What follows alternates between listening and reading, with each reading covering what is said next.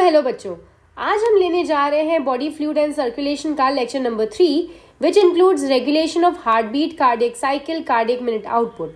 Last lecture में बच्चों हमने हार्ट का इंटरनल स्ट्रक्चर देख लिया था, काफी अच्छी तरीके से डायग्राम भी समझ लिया था।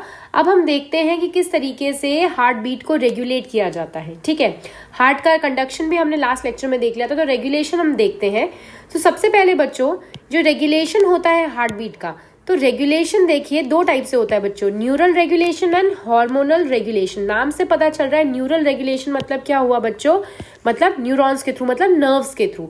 एंड हार्मोनल रेगुलेशन मतलब क्या हो गया, हार्मोन्स के थ्रू। ठीक है, तो देखिए बच्चों, ये जो न्यूरल रेगुलेशन होता है, न्यूरल रेगुलेशन के लिए कार्डियक सेंटर प्रेजेंट होते हैं। कहाँ पे, मेडुला ऑब्लोंगेटा। ये कहाँ प्रेजेंट होता है बच्चों, it is situated in hind brain. ठीक है, तो हाइंड ब्रेन में ये जो मेडुला ऑब्लोंगेटा सेंटर होता है, इसमें दो पार्ट होते हैं बच्चों, cardio accelerator centre and cardio inhibitor centre. नाम से ही पता चल रहा है, कार्डियो एक्सेलरेटर का मतलब क्या हुआ, जो एक्सेलरेट करे, मतलब हार्ट रेट को क्या करे, इंक्रीज करे। एंड कार्डियो इनहिबिटर मतलब जो हार्ट रेट को कम करे। ठीक है, तो cardio accelerator centre that increases the heart rate, and ये ब्रेन से, ये हमारे हार्ट से किसके थ्रू कनेक्टेड होता है, थ्रू सिंपैथेटिक नर्व फाइबर्स। और हमें पता भी है कि जो सिंपैथेटिक नर्वस सिस्टम होता है वो हार्ट रेट को क्या करता है बच्चों, बढ़ाता है। ठीक है, एंड अगर ये नर्व है तो नर्व एंडिंग्स कुछ ना कुछ तो रिलीज कर रहे होंगे ना बच्चों, जिसकी वजह से स्टिमुलेटरी या इनहिबिटरी इफेक्ट हो रहा होगा। तो ये क्या रिलीज करते हैं, एड्रेनालिन रिलीज करते हैं। ठीक है, कार्डियो इनहिबिटर सेंटर्स जो होते हैं ये हार्ट रेट को क्या कर रहे हैं बच्चों, डिक्रीज कर रहे हैं। ये किस तरीके से कार्डियो इनहिबिटर सेंटर्स हार्ट से कनेक्टेड होते हैं, तो थ्रू वेगस नर्व। ये बहुत ही इंपॉर्टेंट है बच्चों, वेगस नर्व के थ्रू ये कनेक्टेड होते हैं। It is a part of parasympathetic nervous system. इनके नर्व एंडिंग्स क्या रिलीज करते हैं, एसिटाइल कोलिन, जो कि नॉर्मली एक, क्योंकि ये एक क्या है, न्यूरोट्रांसमीटर है। ठीक है, तो ये नॉर्मली अगर अदर देन हार्ट देखे तो ये न्यूरोट्रांसमीटर एक तरह का एक्साइटेटरी न्यूरोट्रांसमीटर है, मतलब ये एक्टिविटी को बढ़ाता है।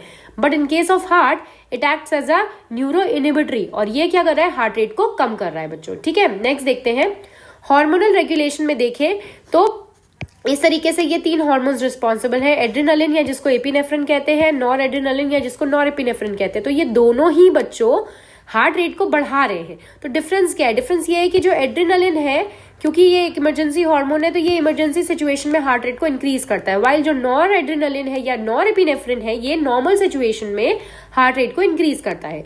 एसिटाइल कोलिन क्या करता है, हार्ट रेट को डिक्रीज करता है। यही चीज हमने अभी लास्ट देखी भी थी, लेकिन वो न्यूरल कंट्रोल है। यहाँ पे ये क्या हो रहा है, हार्मोनल कंट्रोल हो रहा है। ठीक है बच्चों, नेक्स्ट आते हैं हम। अभी हमारे पास क्या आ गई बच्चों, कार्डियक साइकिल। इसे आप अच्छे से समझने की कोशिश करिएगा। देखिए बच्चों, कार्डियक साइकिल मतलब क्या होता है, एक कार्डियक साइकिल मतलब क्या है, वन बीट।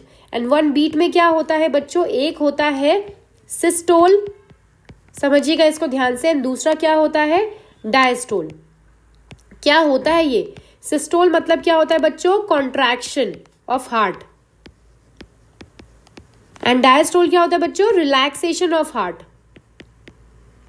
ठीक है, तो एक सिस्टोल और एक डायस्टोल होता है एक बीट में। ठीक है, तो नॉर्मली हमारा हार्ट क्या है, 72 बीट्स करता है, कितने में, 60 सेकेंड्स में। तो अगर हम ये देखें कि एक बीट करने में कितना टाइम लगेगा इसको, तो कितना हो जाएगा, 60/72, दैट मीन्स 0.8 सेकेंड्स। तो इसका मतलब है कि नॉर्मली कार्डियक साइकिल कितने सेकेंड्स की होती है बच्चों, 0.8 सेकेंड्स की। ये स्टैंडर्ड होती है, तो हम इसको इसी फॉर्म में ये हम देखेंगे। ठीक है, तो यहाँ आप देखिए मैंने एक सर्कल बना रखा है, जिसमें कि जो अंदर वाला सर्कल है that represents the atrium, and जो बाहर वाला सर्कल है दैट रिप्रेजेंट्स दी वेंट्रिकल। ठीक है, तो देखिए नॉर्मली ये वाला जो है ये क्या दिखा रहा है, एट्रियल सिस्टोल को। इसको पहले हम समझ लेते हैं। यहाँ पे देखिए, एट्रियल सिस्टोल देखें, एट्रियल डायस्टोल देखें। तो एट्रियल सिस्टोल होता है 0.1 सेकेंड का, एंड एट्रियल डायस्टोल होता है रिमेनिंग कितने हैं, 0.8 में 0.7 सेकेंड्स। देखिए बच्चों, ये एक एट्रियल साइकिल हो गई 0.8 सेकेंड की। ठीक है, क्योंकि एट्रियम और वेंट्रिकल बच्चों इंडिविजुअली काम कर रहे हैं, है ना। ऐसे ही वेंट्रिकल सिस्टोल होता है 0.3 सेकेंड्स का, एंड वेंट्रिकल डायस्टोल होता है कितने सेकेंड्स का बच्चों, 0.5 सेकेंड्स का। ये हमारी वेंट्रिकुलर साइकिल हो गई।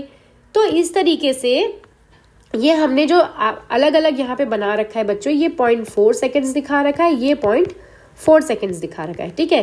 तो ये जो एट्रियल सिस्टोल है ये 0.1 सेकेंड्स का, रिमेनिंग ये पूरा क्या है 0.3 एंड ये पूरा 0.4।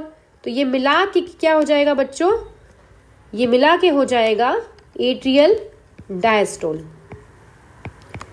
ठीक है। वेंट्रिकल की बात करते हैं, तो वेंट्रिकुलर सिस्टोल ये 0.3 सेकेंड्स का है वेंट्रिकुलर सिस्टोल एंड 0.5 सेकेंड्स का क्या है बच्चों, ये पूरा है वेंट्रिकुलर डायस्टोल, ठीक है। अब देख सकते हैं आप कि यहाँ पे ये जो 0.4 सेकेंड्स हैं, देखिए ये जो दोनों 0.4 सेकेंड्स हैं, ये दोनों इन सिचुएशन में ये ऐसा नहीं है कि अलग से कुछ बनाया जा रहा है बच्चों। इससे हमें ये पता चल रहा है कि कभी जब एट्रियल सिस्टोल हो रहा होगा तो उस टाइम वेंट्रिकल में क्या हो रहा होगा, तो ऑब्वियस सी बात है वेंट्रिकल में क्या हो रहा होगा, डायस्टोल। तभी तो ब्लड एट्रियम से किधर जाएगा बच्चों, वेंट्रिकल में। तो आप देख सकते हैं कि 0.4 सेकेंड की एक ऐसी ड्यूरेशन है जहाँ पे क्या हो रहा है, एट्रियम और वेंट्रिकल दोनों ही डायस्टोल में है, मतलब रिलैक्सेशन में है। इसको कहते हैं बच्चों जॉइंट डायस्टोल। अगेन बहुत ज़्यादा पूछा जाने वाली चीज़ है कि जॉइंट डायस्टोल कितनी सेकेंड्स के लिए होता है, तो इट इज़ फॉर 0.4 सेकेंड्स, ठीक है बच्चों। सो जॉइंट डायस्टोल अगेन एक ऐसा टाइम होता है जब सभी चेम्बर्स क्या होते हैं, रिलैक्स स्टेट में होते हैं एंड कोई भी ब्लड का पंपिंग नहीं हो रही होती है उस टाइम, ठीक है बच्चों। तो इसको ये होती है कार्डियक साइकिल। अब हम इसको समझ लेते हैं एक फ्लो चार्ट के फॉर्म में, फिर मैं वापस से आपको ये डायग्राम समझाऊंगी। सो देखिए सबसे पहले क्या है बच्चों, जॉइंट डायस्टोल, ठीक है। जॉइंट डायस्टोल जब आपको बताया जा रहा है जब सभी हार्ट चेम्बर क्या है बच्चों, रिलैक्स स्टेट में है, ठीक है। तो जब सभी अगर चेम्बर्स रिलैक्स स्टेट में है तो क्या हो रहा होगा, ब्लड कहाँ से आ रहा होगा, superior and inferior vena cava से आ रहा होगा, कहाँ पे, राइट एट्रियम में, इम्प्योर ब्लड, ठीक है सॉरी। एंड लेफ्ट की बात करें तो पल्मोनरी वेन से ऑक्सीजनेटेड ब्लड आ रहा होगा इनटू द लेफ्ट एट्रियम। तो क्योंकि रिलैक्स स्टेट में है तो ये ब्लड आ रहा है। अब देखिए क्योंकि एट्रियम में बढ़ता जा रहा है ब्लड, ठीक है, तो इस वजह से थोड़ा थोड़ा ब्लड कहाँ आता जा रहा है, अपने रिस्पेक्टिव वेंट्रिकल में। अभी तक नर्व इम्पल्स जनरेट नहीं हुई है, पर जिस तरीके से जैसे जैसे देखिए इसे समझिए, जैसे ये हमारा क्या है, ऐसे नोड है, ये एवी नोड है, ये बंडल ऑफ हिज है एंड ये पुरकिंजे फाइबर्स हैं, ठीक है। सो अब देखिए अब ये ऐसे नोड ने एक्टिविटी करना स्टार्ट कर दिया है, ठीक है। तो जैसे एक्शन पोटेंशियल जनरेट होती है ऐसे नोड में, एट्रियम का क्या होगा बच्चों, ये पूरे में स्प्रेड हो गई, तो एट्रियम का क्या होगा, सिस्टोल होगा। आप इसे इमेजिन करिए कि ये स्क्वीज हो रहा है। अब अगर स्क्वीज करेगा तो तेजी से ये फ्लैप्स क्या हो जाएंगे, ओपन हो जाएंगे और सारा ब्लड कहाँ आ जाएगा, वेंट्रिकल में अपने अपने, ठीक है। सो कॉन्ट्रैक्शन वेव कहाँ जा रही है, अब आ गई वेंट्रिकल में। अब कॉन्ट्रैक्शन वेव एवी नोड पे आई, एवी नोड से बंडल ऑफ हिज पुरकिंजे फाइबर्स, तो वेंट्रिकल क्या करेगा, अब सिस्टोल करेगा, वेंट्रिकुलर प्रेशर बढ़ेगा, वाल्व्स जो थे वो क्या हो जाएंगे, जो कस्पिड वाल्व हैं, बाइकस्पिड एंड ट्राइकस्पिड, ये क्लोज हो जाएंगे एंड सेमिल्यूनर वाल्व्स क्या हो जाएंगे बच्चों, ओपन, जिसके वजह से blood aorta and pulmonary trunk में चला जाएगा। एओर्टा में कहाँ से जाएगा, लेफ्ट वेंट्रिकल से, एंड पल्मोनरी ट्रंक में कहाँ से जाएगा, राइट वेंट्रिकल से। ब्लड चला गया, अब वेंट्रिकुलर डायस्टोल हो गया, वेंट्रिकुलर प्रेशर कम होगा जिसके वजह से सेमिल्यूनर वाल्व्स क्या हो जाएंगे, बंद।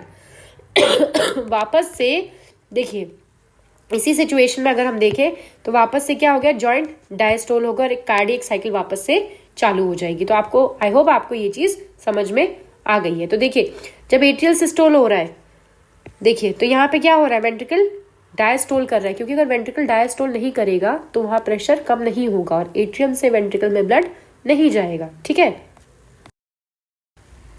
चलिए तो कार्डियक साइकिल समझने के बाद अब हम समझते हैं कार्डियक आउटपुट। सो बच्चों कार्डियक आउटपुट क्या होता है, so cardiac output is a volume of blood pumped out by each ventricle per minute in a healthy individual. तो इसका मतलब एक हेल्दी इंडिविजुअल में पर मिनट जो वेंट्रिकल ब्लड पंप करते हैं उसको हम क्या कह रहे हैं बच्चों, cardiac output. And cardiac output क्या होता है बच्चों, वैरी करता है। जैसे एथलीट्स जो होते हैं उनमें जो ज़्यादा रेगुलर एक्सरसाइज करते हैं उनमें कार्डियक आउटपुट ज़्यादा होता है। कैसे निकालते हैं इसको, कैलकुलेट कैसे करते हैं, तो कार्डियक मिनट आउटपुट भी कहते हैं इसको, cardiac output is equal two stroke volume into heart rate. तो स्ट्रोक वॉल्यूम क्या है बच्चों? Stroke volume is the amount of blood pumped bye each ventricle during a cardiac cycle which is approximately 70 ml। मतलब हर ventricle हर cardiac cycle में जो blood pump करता है उसको कहते हैं स्ट्रोक वॉल्यूम। तो कार्डियक आउटपुट मिनट में है, स्ट्रोक वॉल्यूम ये पर कार्डियक साइकिल में है। तो हमें पता है कि स्ट्रोक वॉल्यूम कितना होता है 70 ml। ठीक है, हार्ट रेट कितना होता है 72। तो इसकी वैल्यू कितनी आई अप्रोक्सीमेटली, और एवरेज इज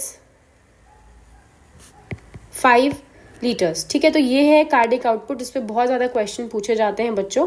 ठीक है, आई होप आपको ये चीज़ समझ में आ गई।